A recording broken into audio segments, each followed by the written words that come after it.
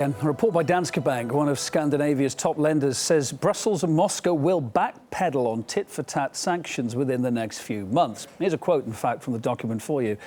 Quote, an escalating trade war would be unbearable for both Russia and the EU, end quote, the bank says. It says both sides will likely revoke the sanctions within 1 to 3 months. Economic restrictions were first imposed when the US and the EU lashed out at Russia over the crisis in Ukraine. Moscow then retaliated by imposing that ban on European food imports. Let's talk about all this and where it's heading with Lianne van der Bos, who's a food analyst for Euromonitor, joining us on the line from London. Thanks for your time. Nice to see you tonight. You're saying, I gather your stance is that Germany will be hardest hit initially by what's happening here, by these Russian countermeasures, but still won't suffer as much as other players. How do you think it's all going to turn out then? Exactly, Kevin. So in terms of actually the absolute losses that we're seeing here, obviously Germany is Europe's largest economy. So we're just talking about absolute terms. Germany is one of the worst hit markets. However, if we're looking at the total export of Germany, the exports to Russia is actually not that high, so it's not that much reliant on Russian export. It's just a few percent of the total export.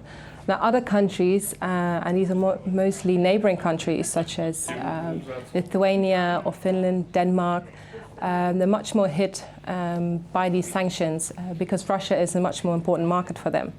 Now, for example, Arla also announced that because of the sanctions, they're expecting redundancies in the biggest market in Denmark because they're investing a lot in Russia at the moment because it's one of the fastest growing cheese markets. Obviously, that's very important for Arla. And we're expecting Russia to be the third largest cheese market in the next few years. So depending per country, the effects obviously is worse or less depending on the reliance of these exports. Yeah, Lianne, you mentioned Finland there as well. We did a report last night saying that's going to be a hard hit, and the prognosis was grim that it could take at least 10 years for it to recover. I'm not really sure with the duration. It all depends how long the sanctions are going to last. Obviously, from both partners, both the EU, but also for Russia, it would be much better for this ban, obviously, to be lifted.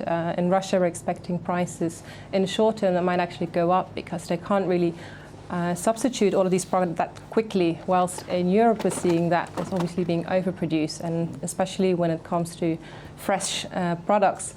These needs to find new destination market rather quickly. So obviously when it comes to fruit and veg, these are going to...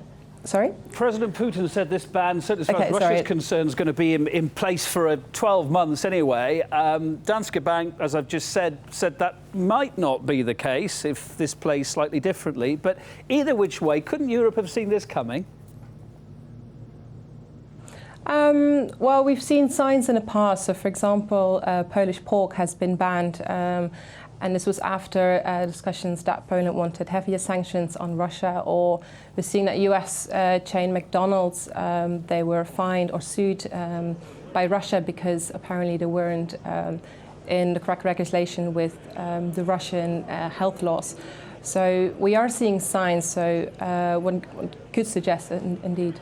Of course, in the meantime now that goods aren't coming in from Europe, Russia's trying to source from Latin American countries. If it builds up a good relationship there and that works well, the question is, will European firms be really allowed to trade here again?